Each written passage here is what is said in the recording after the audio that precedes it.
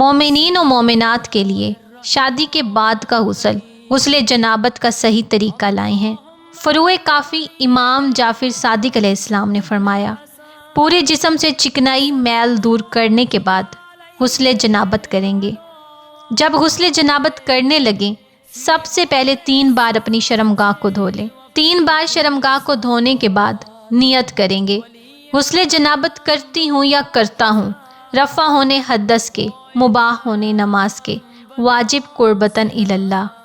نیت کا زبان سے جاری کرنا ضروری نہیں ہے، صرف دل میں ہی نیت کر لیں تو کافی ہے۔ اس کے بعد 3 بار سر پہ پانی ڈالیں گے، اس طرح کہ سر کے قریب جتنے بھی بال ہوں سارے کے سارے دھل جائیں۔ پھر دائیں سائڈ کو 2 بار دھوئیں گے، اس طرح کہ پانی بہتا ہوا پاؤں کے تلووں سے نکل جائے۔ اسی طرح بائیں سائڈ کو 2 بار دھوئیں گے کہ پانی بہتا ہوا پاؤں کے تلووں سے نکل جائے۔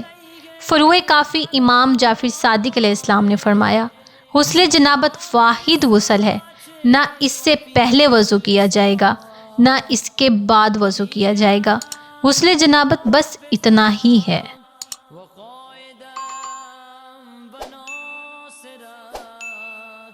ودليلا